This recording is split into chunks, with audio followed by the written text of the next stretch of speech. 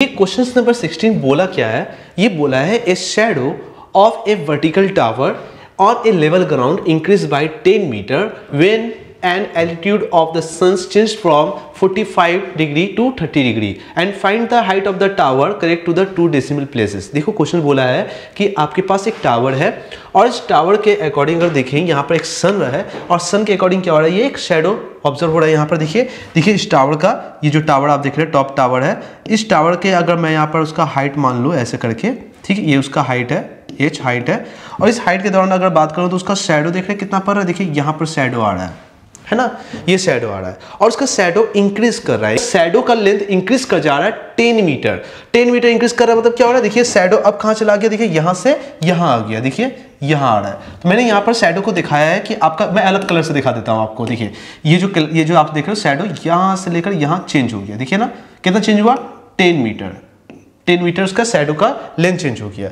अब शैडो का लेंथ अगर चेंज हो रहा है तो कब हो रहा है, जब आपके सन के हाइट का चेंजेस हो रहा है। तो मेनली कहाँ हो रहा है, 45 से 30 डिग्री हो जा रहा है, ठीक है। पहला देखो, पहले कितना था, पहले देखो तो पहले कितना था, पहले आपका देखो ये शैडो पहले था, इसका एंगल कितना था आपका 45 डिग्री, और 45 डिग्री से सन के हाइट का चेंज होने से उसका एंगल ऑफ एलिवेशंस भी चेंज हो जा रहा है। वो कितना हो जा रहा है आपका 30 डिग्री हो रहा है ना, यही बोला है ना, हाँ 30 डिग्री, 45 डिग्री से 30 डिग्री हो जा रहा है। तो find the height of the tower, tower का हाइट निकालना है।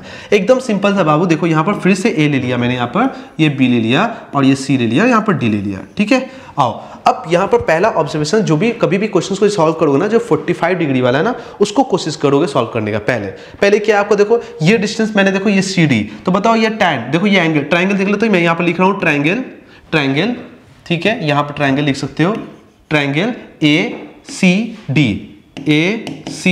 में मैं ट्राइंगल देख रहा हूँ, ठीक है ना। आप किस में देख रहे हो बताओ, ACD में देख रहे हो, तो बताओ क्या होगा, tan 45 होगा, tan 45 क्या हो जाएगा बताओ। तो मैं यहाँ पर लिख रहा हूँ tan 45 डिग्री इक्वल्स टू क्या होगा बताओ, AD बाई में ये क्या हो जाएगा आपका CD हो जाएगा, क्या हो जाएगा आपका CD हो जाएगा। AD क्या है बताओ तो, AD is the height of the tower, ठीक है, AD is the height of the tower, जिसको हमने माना है h। आप लैंग्वेज भी लिखोगे, लेट कर लोगे, height of the tower equals to क्या बोलोगे, h, ऐसे मान लेना। मैं दैट कर रहा हूं, और CD को रहने दो CD के फॉर्म में, क्योंकि CD क्या है आपका शैडो का लेंथ है, जो कि नहीं दिया हुआ है, ठीक है। वो इंक्रीज कितना से किया वो दिया हुआ है, कोई बात नहीं, CD के फॉर्म में रहने दो, ठीक है ना। tan 45 का वैल्यू 1 होता है, तो 1 इक्वल्स टू हो जाएगा, बोलो बाबू, h बाय में CD, तो क्रॉस मल्टीप्लाई करेंगे तो CD इक्वल टू क्या हो जाएगा, h। मतलब अगर ये लेंथ h है तो ये भी लेंथ कितना होगा बोल दिया है, ये भी लेंथ आपका CD भी कितना हो जाएगा, h है, क्योंकि एंगल 45 डिग्री है ना। तो 1 कब आता है, जब परपेंडिकुलर बेस दोनों इक्वल होता है। तो अगर ये हाइट अगर h है तो ये भी हाइट कितना निकल के आ गया, h आ गया। नाउ उसके बाद देखो, अब ट्राइंगल चेंज करना है, ट्राइंगल देख लो ABD में देख लो, ABD में देख लो। अब ABD में अगर ध्यान से देखो क्या हो रहा है, फिर से tan 30 डिग्री देख लेते हैं। tan 30 डिग्री अगर होता है, आपको tan 30 डिग्री वैल्यू पता है 1/√3, वेरी गुड। वो क्या होगा, परपेंडिकुलर कौन है बताओ, AD बाई में। अब देखो जो BD है ना, BD किसके बराबर है, वो आपका है BC प्लस CD के बराबर है, और BC कितना दिया है 10 दिया, और CD कितना दिया, H दिया है। तो क्या हम 10 प्लस H नहीं लिख देंगे, तो क्या हम यहाँ पर लिख दे रहे, देखो 10 प्लस H लिख दे रहे, और AD भी कितना है आपका H ही है, तो हम यहाँ पर लिख दे रहे H बाई में 10 प्लस H।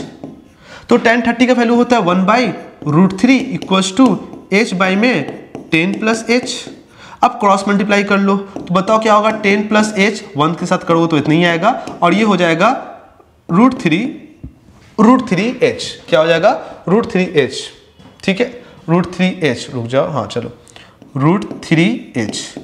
अब आपको क्या करना है, इस h को यहाँ ले आना है, ठीक है। तो क्या हो जाएगा बताओ तो, √3, मैं यहाँ पर लिख देता हूँ, यहाँ पर देखिए, यहाँ पर लिख रहा हूँ, यहाँ पर देखो, इसको क्या कर रहे हैं, 10 इक्वल्स टू √3h माइनस ये इधर आ रहा है, राइट हैंड साइड में आ रहा है, तो बताओ 10 इक्वल्स टू कितना होगा, √3 माइनस 1, और ये ब्रैकेट में क्या हो जाएगा, h मैंने कॉमन निकाल लिया, ठीक है ना, h मैंने कॉमन निकाल लिया। अब जैसे h कॉमन निकालोगे, √3 का डायरेक्ट वैल्यू पुट कर दो, या नहीं करना है तो h यहाँ से कितना आ जाएगा बताओ तो, 10 बाई में √3 माइनस 1।